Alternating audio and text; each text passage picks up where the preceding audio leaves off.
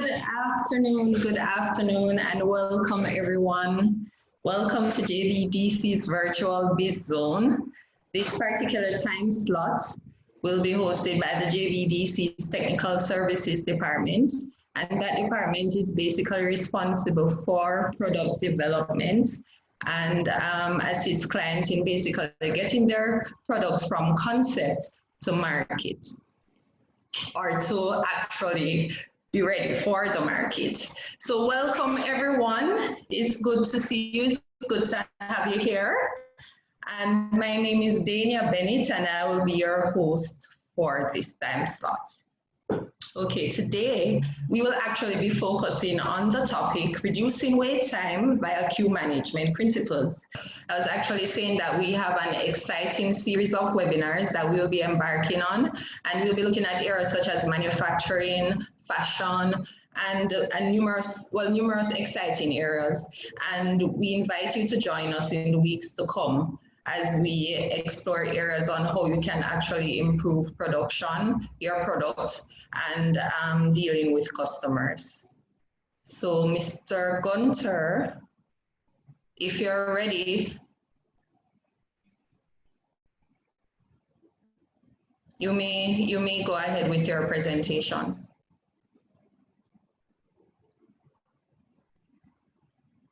Good afternoon, everyone. I hope you all can hear me clearly. Heard me, Dana? Yes, I'm hearing you clearly. Okay, all right. So good afternoon, everyone.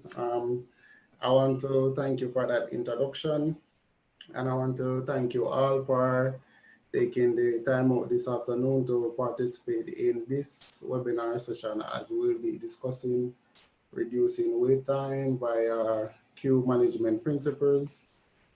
I trust that it will be informative and beneficial to you and your business, and I look forward to an interactive session. The objective of this webinar presentation, in light of the COVID-19 pandemic and the challenges presented by overcrowding as shown in the cover slide previously, this webinar seeks to provide valuable insights on how to effectively reduce prolonged wait time and overcrowding. Prolonged wait time and overcrowding, as well as it will highlight means of better engaging the customer and achieving operational efficiency. What it means is to prevent overcrowding, you will ultimately lessen the spread of COVID-19.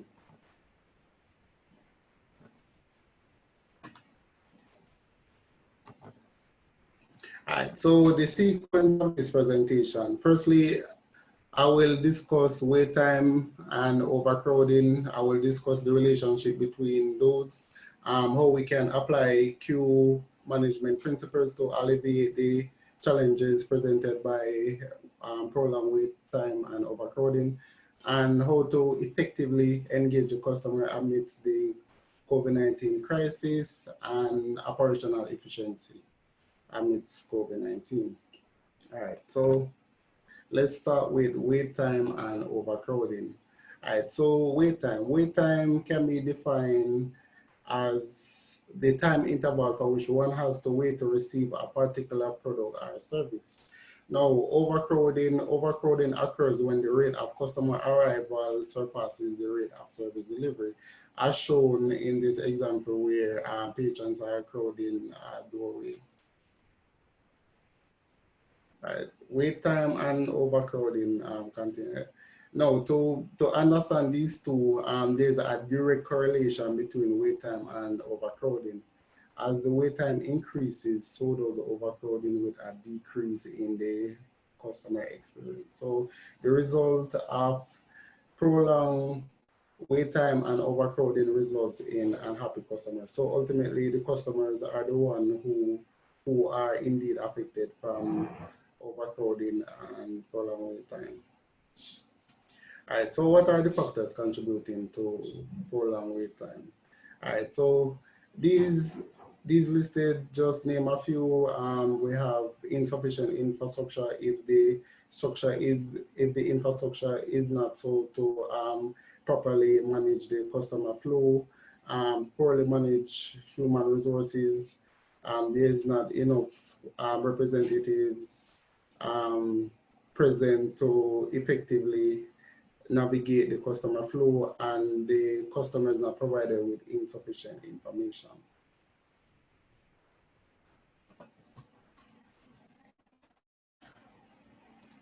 Okay, so what are the additional contributors amidst the COVID-19 pandemic?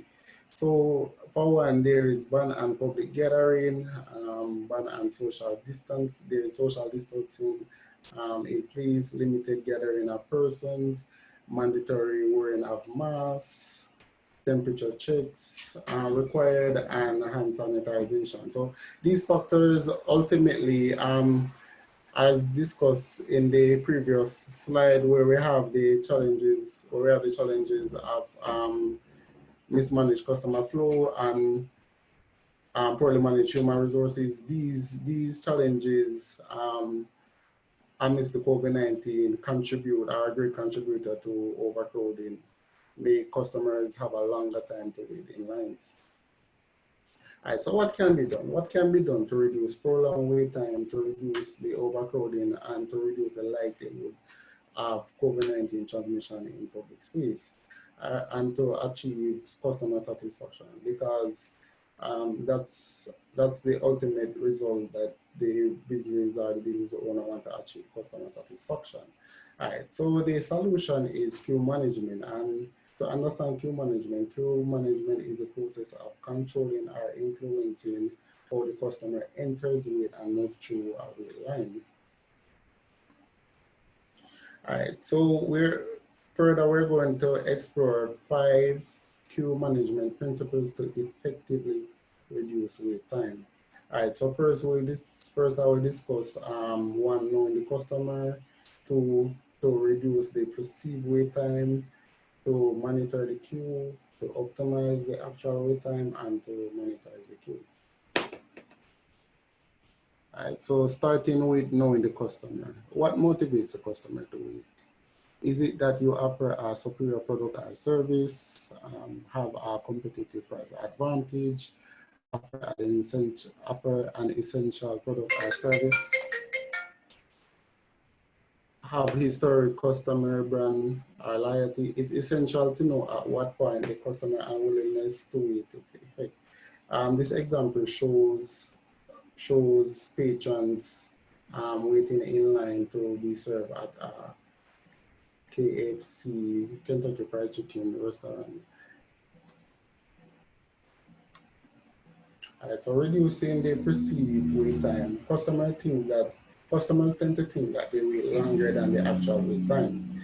So in order to reduce the perceived wait time and to ultimately better engage the customer and improve their customer experience, it's important for you to give the customer an idea of how long they will be waiting. Ensure that they are able to access the particular product or service before they wait. The worst feeling that the customer may have is doubt. All right, so monitoring the queue. For some customers, a sense of uniformity in the line makes them feel satisfied. Unmonitored queue may result in greater overcrowding and longer wait times. It is important to identify challenges related to monitoring queue and address them beforehand. The example shows customers waiting in line to be served at a local tax revenue center. And this is a concurrent problem we have locally where because there is social distancing in place and ban on public gathering, it tends to result in huge crowds waiting outside essential places like the office where they are waiting to be served. Right, so optimizing the actual wait time. To optimize the actual wait time, it is important to analyze to see if your process is operating efficiently. Identify Identify a resource source or bottleneck within the process. Do you know how long your representative takes to serve a customer? It's important to employ methods such as time and motion study. Time and motion study would be a solution to optimizing the actual wait time, because this is a work measurement procedure where the individual person productivity is being assessed. Right, so monetizing the queue. So this will ultimately help the business in the form of advertising, as you are able to turn the wait line into a profit center. Businesses can use this opportunity to advertise new products or service, as they can show slideshows, utilize salespersons, etc. Distracting the customer helps to reduce the perceived wait time, as previously discussed, where the customer think that they are waiting longer than the actual wait time. Amidst the COVID-19 pandemic, it's also important for you to show the customer so that they can protect themselves in the line. All right, so what are the benefits of queue management and why should you employ it? To better facilitate, it helps to better facilitate customer flows, it encourages positive word of mouth, it improves the overall perception of your brand, and it increases profitability, meaning a larger cash flow. It makes a satisfying and healthy working environment for employees. All right, so creatively engaging the customer amidst COVID-19. Let's take a look at the current situation. All right, so the coronavirus poses an immense threat on persons' health and well-being. Since news broke of the virus, the physical marketplace has been severely compromised, forcing businesses to resort to contactless options in engaging customers.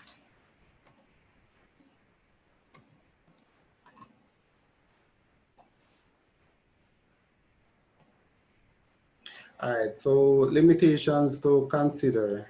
Limitations to consider in creatively engaging the customer would be that there's no diverse e-commerce infrastructure in place locally to offer products or services to clients electronically.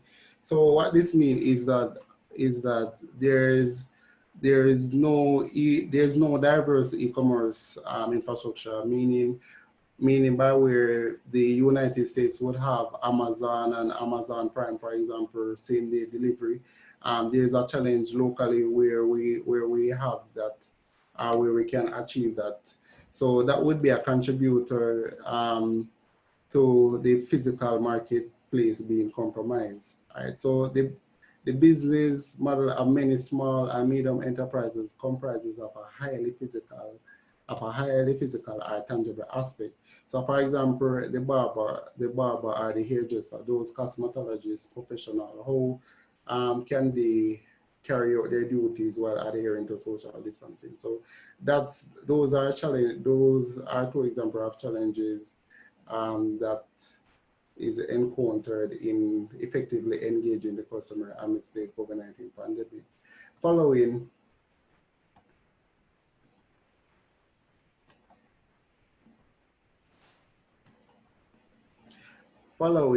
there's limited capital and resources available for businesses to convert to contactless operations. So as shown in the example where a person can use his device to either order or pay for the product or services and then go to the counter and pick it up. There's limitation to that locally, where businesses are readily able to capitalize on this, where they can resort to contactless options. All right, so another limitation is digital channels unfamiliar and intimidating, particularly for the elderly. So while the younger, more technically advanced generation is more quickly adaptable to the digital marketplace, the elderly who is unfamiliar, it might find it intimidating to resort into paying bills online, checking emails, so forth, to tap into that digital platform. So creatively engaging the customer. Creatively engaging the customer while ensuring staff safety should be at the forefront of our business interests. The emphasis is on small businesses to creatively engage customers, as large enterprises such as banks, utilities, and established insurance company has the advantage where the compromised marketplace is concerned, as they provide online payment option, automated voice response system for queries, and they have a comprehensive website for businesses to navigate. So what this is ultimately saying is that the emphasis is on small business to find more creative means of engaging their customers, while the larger enterprises might have the advantage where this is concerned. The those small businesses have to look into how their structure is currently and assess to see how they can engage customer, um, taking in the limitation that was previously discussed into consideration. Creatively engaging the customer. Example of how businesses are defined the ads to effectively engage customers includes supermarkets and pharmacies creating online options for ordering and in-store or drive-through pickups. Restaurants moving to 24-hour delivery options. Car dealers offering at-home pickups for routine services of vehicle, and gyms and personal trainers offering mobile apps to showcase workouts. Right, so operational efficiency amidst COVID-19. Let's consider a new normal. What will a new normal be like, and how will operational efficiency be achieved? For the physical marketplace that is compromised currently, will door handles be sanitized every 10 seconds? Only 10 persons allowed in sporting and entertainment arenas fitted for thousands? Will customers dine comfortably in a restaurant? Will customers dine comfortably in a restaurant while others sneeze? Or will cosmetology professionals adhere to social distancing and find alternatives to serve customers?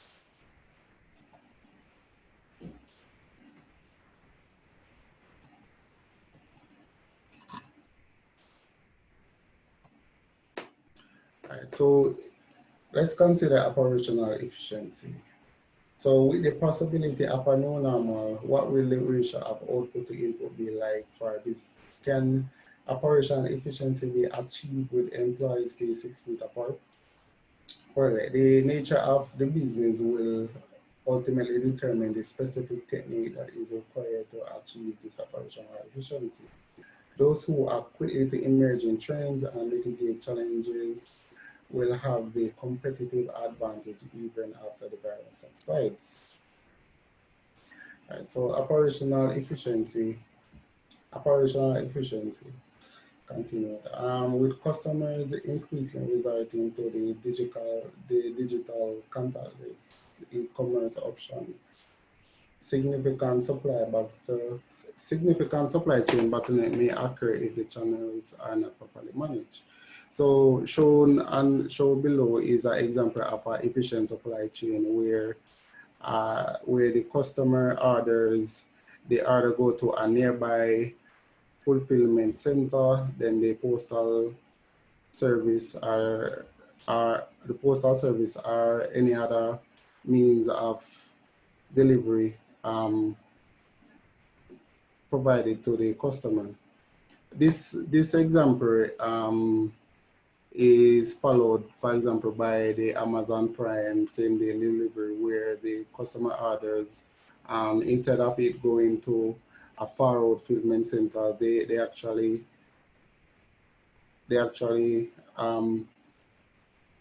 have nearby fulfillment centers where the order is sorted, and then they deliver it to the customer.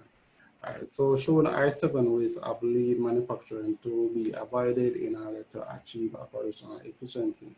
So firstly, you want to avoid defects where you produce a product or offer a service and there's fault, the customer complains and it has to be brought back. There's waiting. You want to absolutely avoid waiting as it results to prolong wait as it contribute to prolonged wait time as previously discussed and overcrowding. There is motion, excessive motion, persons taking multiple routes or multiple channels in order to achieve one particular objective or one particular goal. There's over processing.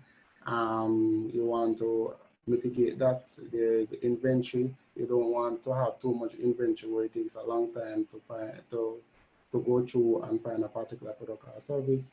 There is overproduction, and there is transportation waste. All right. So ultimately, the emphasis will be on the business to effectively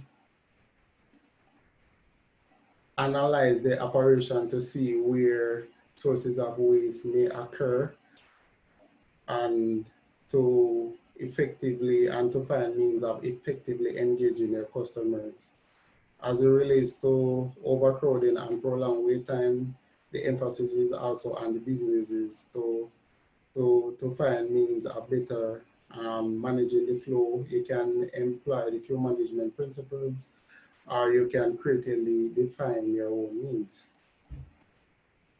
So in conclusion, to effectively reduce overcrowding and prolonged wait time, businesses can employ queue management principles as well as creatively defining their own needs, quickly adapting to changing trends, and effectively and efficiently engaging customers would ensure survival in the physical or digital marketplace. In assessing those unique challenges that the business may have, where it relates to overcrowding, prolonged wait time, effectively engaging the customer, and operating and achieving operational efficiency, it might be a little challenging where those are concerned. But ultimately, what was presented in this presentation are guidelines that one can follow. At the Jamaica Business Development Corporation, we have professionals who are fitted in these areas that can better help to uniquely assess the challenges that you are facing and to effectively help and mitigate them. All right, so thank you for listening to my presentation, and I am available for questions now. Okay, thank you very much, Mr. Roshaine Gunter. And Mr. Gunter is a production engineer at the JBDC. He's a member of the Technical Services Department. Please indicate and let me know if you have any questions that you would like to be answered, or if you need to be clear on any particular area. You can raise your hand, or you can actually send a message in the chat so that I can acknowledge you.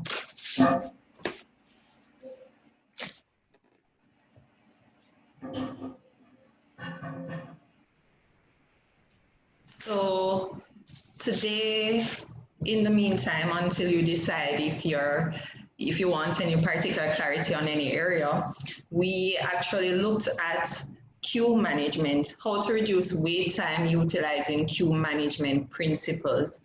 And part of the solutions that Mr. Gunter put forward is actually knowing your customers, engaging your customers during the wait time so that it's not as draining on them, or the time doesn't seem to be that long. And right. And just to interject in that, it's important to, as I mentioned, to distract the customers then.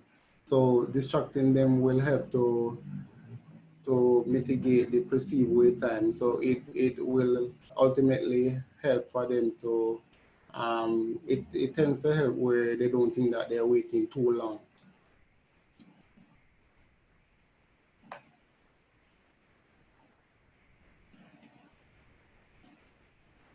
That point came across.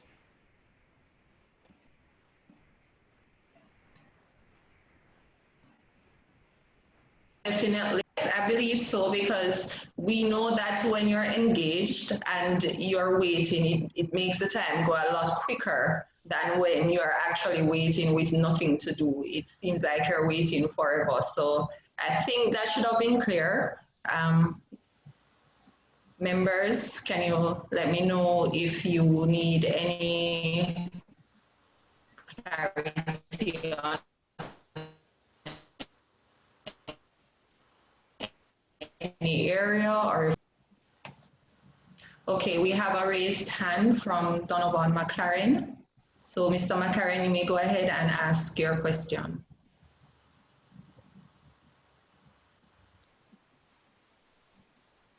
How can I ask a question if I am mute?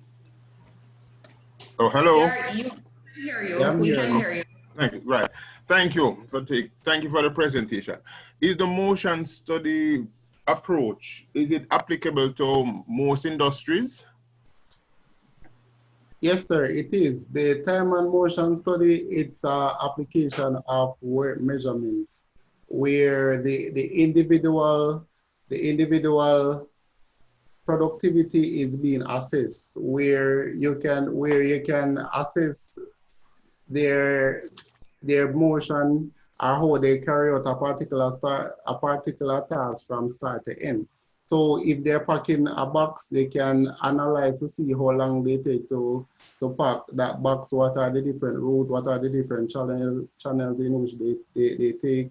That will help to analyze to see where sources of bottleneck may occur, where if they have to wait on another person or another coworker to pass them something to put in the box. So that ultimately helps reduce your wait time and help achieve operational efficiency ultimately. In carrying out time and motion studies, there's specific techniques and softwares that can be used. The most simplest and clear and defined one is by using a stopwatch to actually time the task in which is being performed. Thank you for that. Follow up if I may. Okay, sir.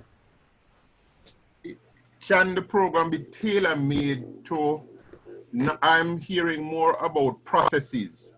I am now thinking in regards to a training situation where you would now want a particular learner to use a particular piece of equipment at a given time, but you still want to ensure that they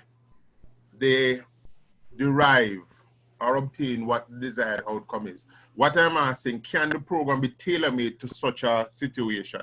Services instead of production. Servicing instead of, all right. So you want the focus to be, the question is shifted towards training. Could you please elaborate more on the question? Okay, 1 second, Mr. Gunter. I would just like to, Mr. Porter, who is the technical services manager, he has raised his hand. So I'm just going to allow him to ask a question or make a statement based on what is happening here. Okay. Mr. Porter? Thank you very much, Daniel. Good afternoon to all. I just wanted to assist Roshaine with Mr. McLaren's question.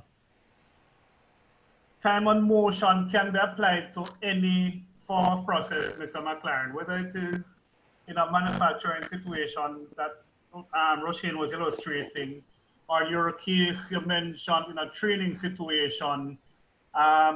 If I'm clear, you're speaking about teaching someone how to navigate through software or something like that. would be possible, because what time and motion does, as Roshaine was explaining, you look at individual tasks that make up an activity to be completed. And through the measurement of time, we can see how long someone is taking to carry out that particular activity. And we look whether or not there are bottlenecks in how they're carrying out the task and how those can be improved. So whether it is packing a box, learning to manipulate software, completing a set of documents, you know, making a dress, packing a bag, cutting someone's hair, no matter what the task is, it is something that we can measure, we can analyze to see where the bottlenecks and inefficiencies are, and then apply recommendations to reduce that time. So what Roshaine has been saying is that in a situation where we're seeing all these bottlenecks around stores and service organizations, applying techniques such as time and motion studies and some of the other principles of lean management, if we can get an operator or a service agent to work more efficiently, then it can assist in reducing the time a customer has to wait, while other mechanisms are also put in place to help to reduce that wait time or the perception that they are waiting an extremely long time. So yes, kind of going around in circles, but yes, time and motion can be applied to your situation, Mr. McLaren. Thank you very much, sir. So is that clear, Mr. McLaren? Yes, yes, thank you. Okay, you're welcome. Please let me. I also noticed, Dana, Mr. McLaren asked if he will be able to obtain a copy of the presentation. Right. If I'm correct, it's posted to our YouTube channel afterwards. Is that correct? I think so. Okay. Thank you very much, Yes, Mr. Porter. Yes, it is correct. All presentations are available on the JBDC Jamaica page, YouTube. Thank you very much, Mr. Porter and Ms. Campbell. Does anybody else have any questions for Mr. Gunter? Okay. Well, it seems as if you are very clear, Mr. Gunter, with your presentation. Seems everybody is satisfied with what was presented. But please do not hesitate, as Mr. Gunter indicated earlier, to contact the JBDC if you need any further assistance with these areas. We are here to give you advice. We're here to guide you in your product development and your production processes. We, as I mentioned earlier, will be embarking on some areas in our webinars, and it should be very interesting. It will be exciting. We will be trying to capture as much of the areas that we think is relevant to what is happening now due to COVID, as well as that affects general manufacturers and persons that are involved in production. Our next topic will be on fashion, and we will be looking at My Design DNA. That will also be done by a member of the Technical Services Department of the JBDC. And remember, we're here to support you. We have different areas that we focus on: food, fashion, general product development, visual communications, branding, outside of general business advice that is offered by Business Advisory Services. It was a pleasure being here today. It was a pleasure, and I really hope that we provided some useful information to you that will be helpful and that can guide you in reducing wait time for customers or clients during this COVID season while doing so safely. So we look forward to seeing you next week, where we will be capturing another exciting topic. Thank you.